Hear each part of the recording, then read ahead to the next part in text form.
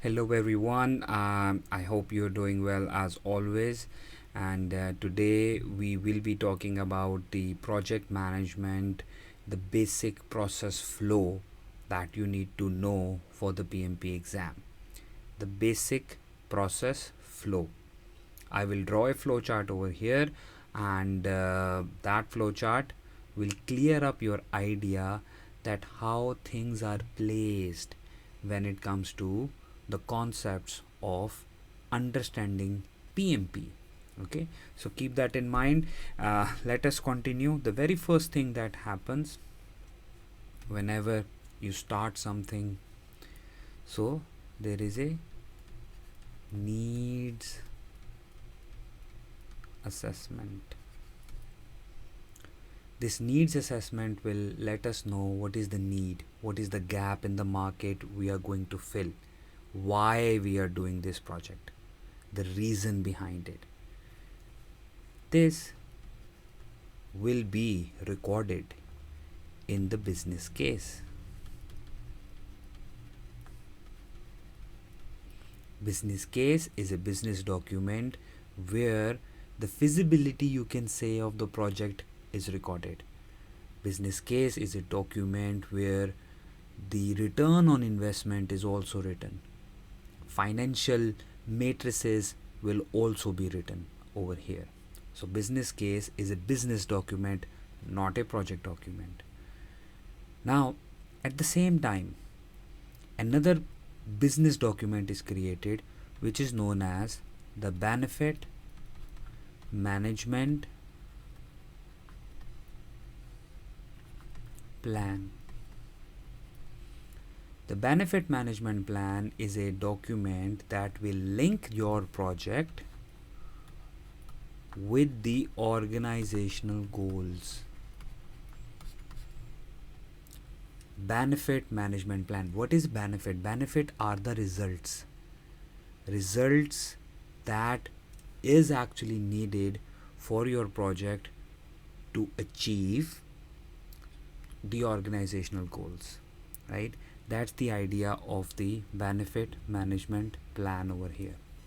Now, soon after the approval of the business case, project charter comes in the picture. And here lies your first line over here. Anything above the yellow line is actually pre-project, they call it. Above the yellow line, project manager is maybe helping them but not actually involved in the creation of these documents directly. Project charter is the first project document. Now, for the creation of project charter, sometimes it happens that the project charter is created by the project manager. It's not a hard and fast rule that it is only be created by the sponsor or by the senior management. It's not a hard and fast rule. It can be created by the project manager. Now, this is a place where actually you standing over here will come in. This is the document which will identify the project manager. It will give you the title project manager. Who authorizes it? Sponsor will authorize this particular document. Now, what's a project charter? It's a 1-page or 2-page summary of the whole project. Summary of the project. It is also regarded as the vision of the project, where the project is heading. Every project must have a charter. It helps all the people working on the project to be aligned with the objectives. So, project charter will have, of course, objectives, which is actually the success criteria of the project. Now, sometimes project manager needs to create the charter. So when a project manager is creating a charter, what things you need to have in your mind while you are creating it. The very first thing is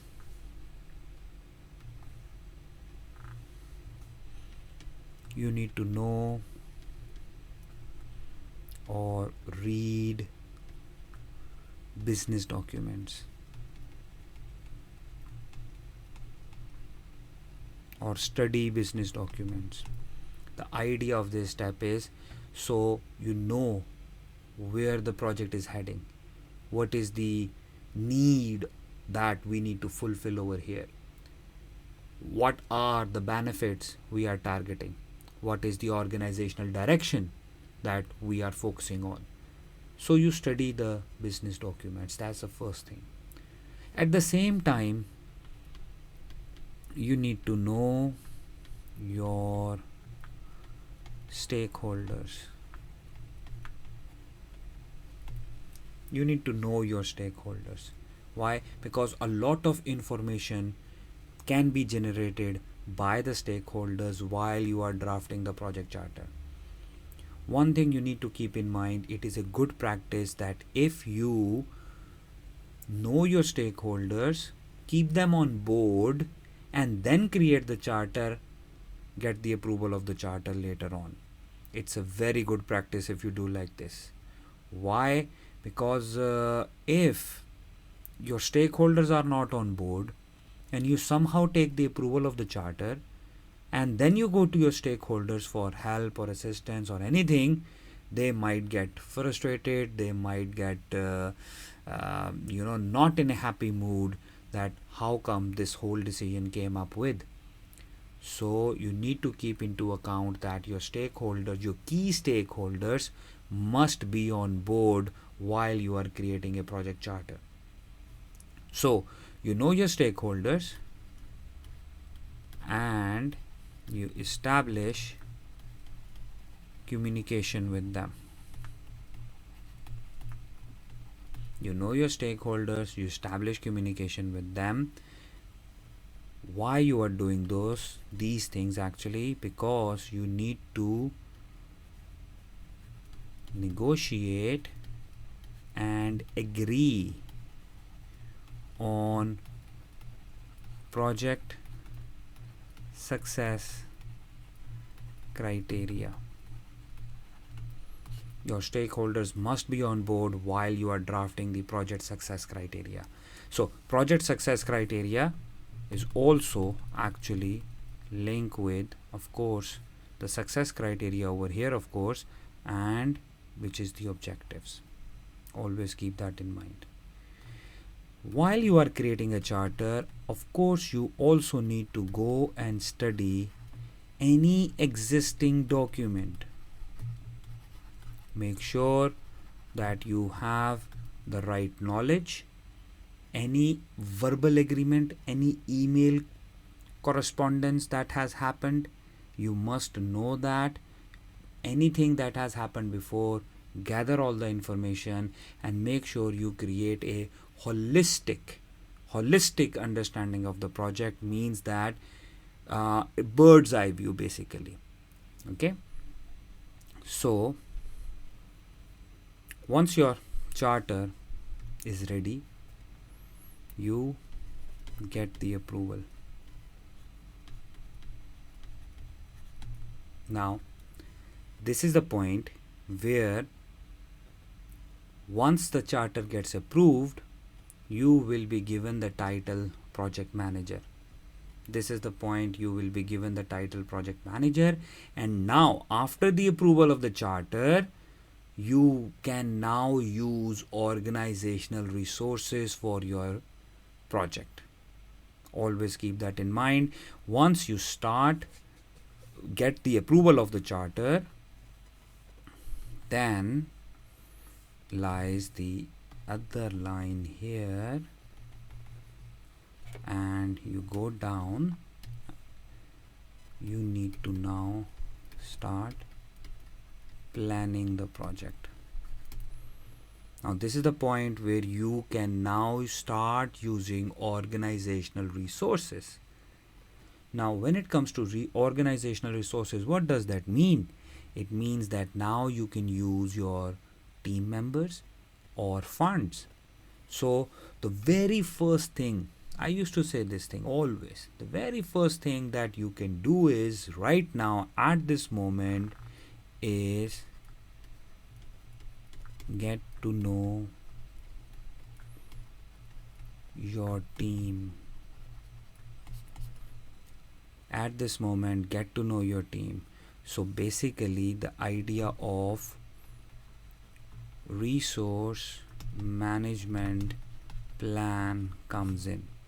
A resource management plan is a document where the guidelines of managing the resources are written, means how they will be acquired, how they will be developed, how they will be managed, how they will be released, what are the reward and recognition criterias. All the guidelines of the resources are written over there. The idea of planning is, of course, create a project management plan. Project management plan. No matter what your approach is, whether you are going predictive, whether you are going adaptive, project management plan must be in place. Now, what is a project management plan? Project management plan is a mother of all the plans. What does that mean? All the plans. It means it's a combination of every area respective's plan. What does that mean? See, a project have requirements. A project will have scope. Project will have cost, will have schedule, will have resources, will have quality, risk. You need to do procurement, and then scope, quality, risk, procurement. I think we have all, right? Scope, schedule, cost, quality, risk, procurement, stakeholder, and communication. So every area that I have listed over here comes with their own respective management plan, means the guidelines. For example, the guidelines of cost will be written in cost management plan, means how the cost will be identified, will be estimated, and will be monitored and controlled throughout the project. The guidelines of managing the cost. Now, communication. Guidelines of managing the communication will be written in the communications management plan, which means how you will do the communication, what is formal communication, what is informal communication, what is the process of communication, what is the escalation path. All the guidelines about communication, you can find it over there. So when we say a project manager is actually creating a project management plan, it means a project manager is creating all the subsidiary plans. Once all of these plans are combined, are created, it will also have 3 baselines: scope baseline, schedule baseline, cost baseline. Now, what is baseline? Baseline is a reference point from where we will be monitoring our progress. For the scope, anything below the baseline, project manager should be managing, but anything above the baseline, we need to get management approval, will be regarded as a change, will be regarded as a variation, right? So imagine in a scenario that we started now and we get the approval of the project management plan, get the approval, and here lies your third line which means now you need to start execution. Now, as soon as you start execution, at the same time, you are monitoring and control the project work. Monitoring and controlling the project work. What does that mean? Now, whatever your plan was, this is your plan. And once you start execution, you get the actuals. So monitoring and control is all about plan versus the actual. What was the plan? What's the actual? How we are going to rectify it. Now, the basic process flow says, as soon as you start the execution, right, you create deliverables. You create the deliverables. Deliverables are something that we need to deliver. So you create the deliverables. Now, once the deliverables are created, the very first thing that happens to them is you verify as per quality, which is basically testing, and it is done by the team. Verification process done by the team, internal testing. Once your deliverable pass through this process,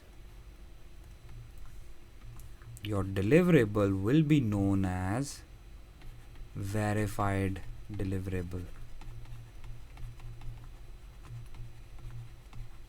Means now they are verified. Internal quality test is clear. Now after this one, only the verified deliverables will go and enter into the validation process. So you validate as per scope. It is done. It is an acceptance actually. Acceptance process and done by the customer. And only the accepted deliverables will now go further and they can be handed over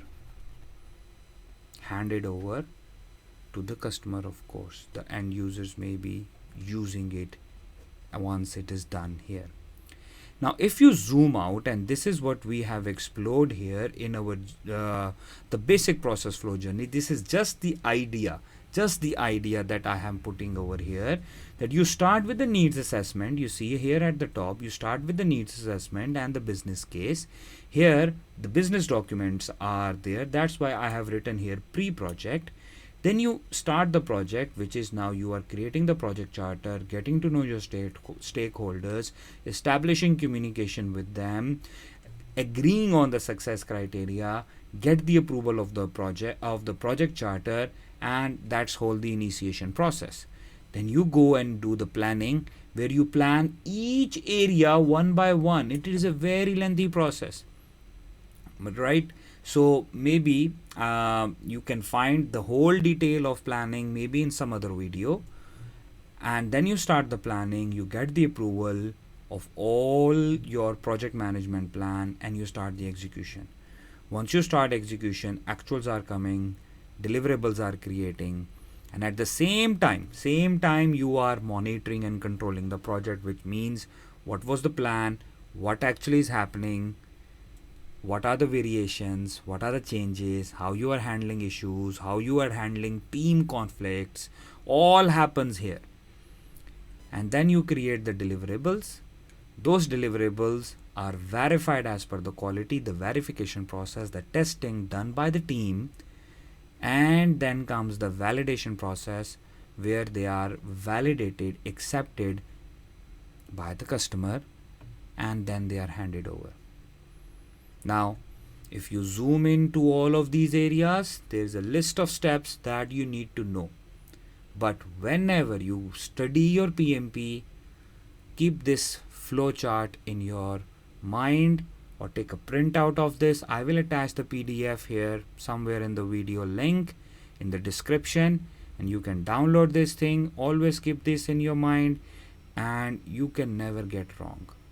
Okay, so I hope it is clear, and I will keep making more videos as I go forward in this journey, and I hope you like it, and see you in the next video. Have a good day.